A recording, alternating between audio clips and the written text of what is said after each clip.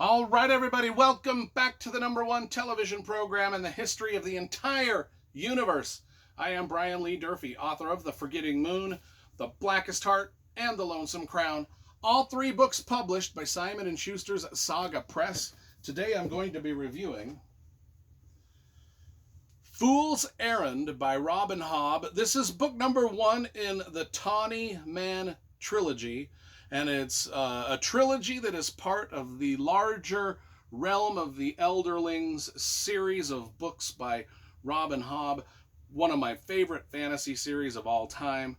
And I've reviewed about 6 of these books already, and so we'll talk about the ones I've reviewed. Well, the Tawny Man trilogy, well, let's talk about this one briefly first. So the Tawny Man trilogy is The Fool's Errand, Golden Fool, and Fool's Gate. Those are the 3 books part of this trilogy.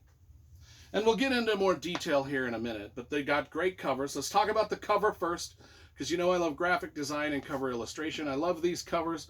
These are all done by Stephen Ewell. Now there is a map in here. There's some great little illustrations throughout. But there is a map of the fantasy land that we're going to adventure through, and it looks like Alaska turned upside down. That's why I wore my Alaska shirt. In fact, Robin Hobb, if you do any Wikipedia research on her real name is Megan Lindholm.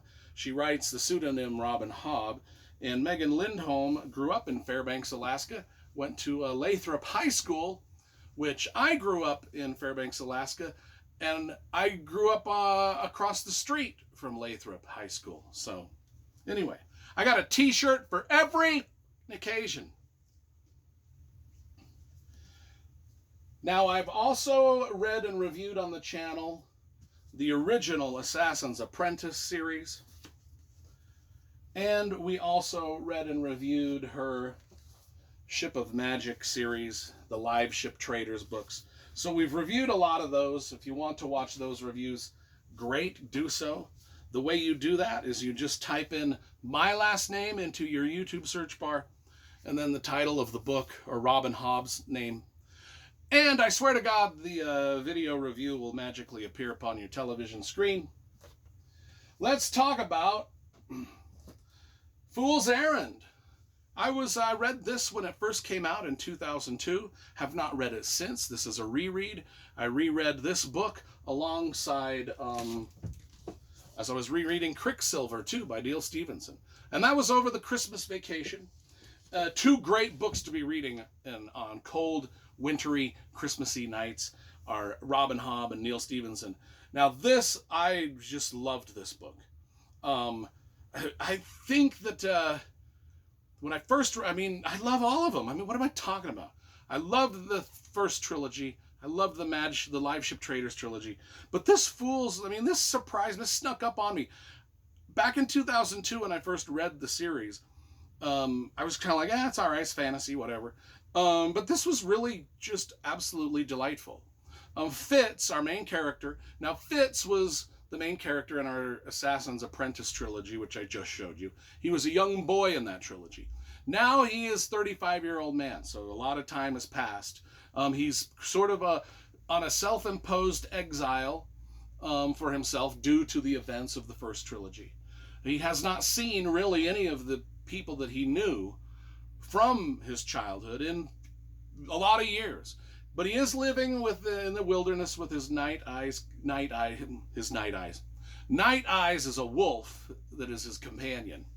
They're buddies. And of course, the wolf and Fitz can speak through their minds to each other. You know, that whole fantasy trope of someone in every fantasy book has always got to be able to mental telepathy with a wolf. It's just one of those tropes. But it's done so well in these books. And I think these books were one of the first to use that trope. And do it well. I think that that trope was in Wheel of Time.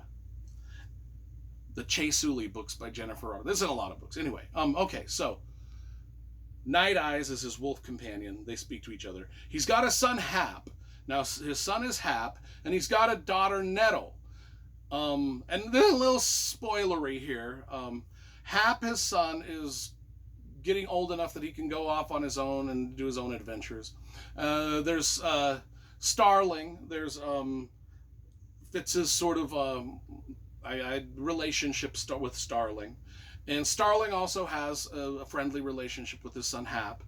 And then there's the girl Nettle, his daughter Nettle, who he's never met. Now his daughter Nettle is left back in Buckkeep, the main castle where the first trilogy took place.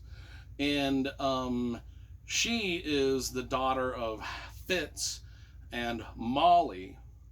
And she doesn't know that Fitz is her dad because she's been raised by a gentleman named Burrick, who was sort of Fitz's mentor when Fitz was a young boy. That's a little spoilery. That's some information that we find out in the first few chapters of the book that are a little... I just gave it away. Anyway, I'm sorry. Probably shouldn't have done that. But it happened. I'll edit that out. I'll edit it out. I'll edit the spoilery stuff out. What happens is, the reason that Fitz finds out this information is many people think Fitz is dead. All the people from the original trilogy over here, they think he's dead. Haven't seen him in forever. They don't know he's living as a hermit away from town. His old master Chade, and it's spelled it's spelled Chade. I say Chade. I don't know how people pronounce that. Visits Fitz, finds out where he lives, comes and tells Fitz a lot of information about the old castle, what's going on, what's happening to the daughter he's never seen, yada, yada, yada. God, that's the way I should have just said that. What happens to the daughter he's never seen? Nettle. Pretend that I didn't spoil that for you. Anyway, he also says, we need you back at Buckkeep Town. You have a special magic, Fitz. Only your magic can fix the problems that are going on in the castle now. One of which is Prince Dutiful. He needs to be trained how to use your magic. He's the young heir. There's just some things that are going on. You need to come. Only Fitz's power can save the day. And so Fitz really struggles with, do I go back and help? And it takes a minute. It takes a minute for him to decide. He doesn't go immediately back. But once he goes back to Buckkeep Castle, and he's wondering if anybody's going to recognize him.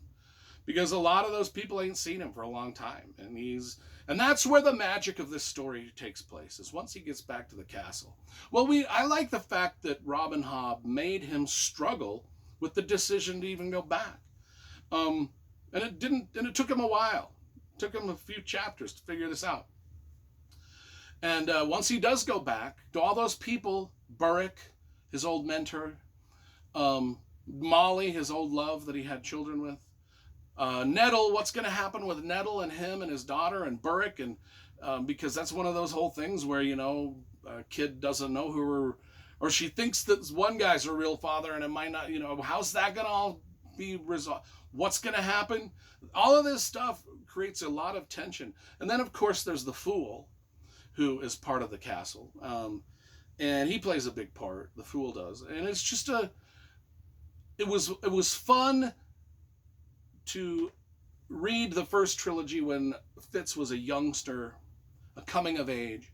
Now he's a 35-year-old man, more jaded, more world weary and suspicious of everything. And having him go back to a place that he hasn't been in a while, and having to go through the reactions and how everybody how it just kind of plays out. And it ain't all played out. There's 2 more books in the trilogy where a lot of this stuff got to play out. And it's just absolutely wonderful. And of course, Robin Hobb's writing is so gorgeous and so descriptive. And the character work is so above what most everybody is doing in literature right now. And it's just a great, great story. This almost became a 10 out of 10 for me. In fact, why don't I just give it that? Because it is just that wonderful of a book, as are all of hers.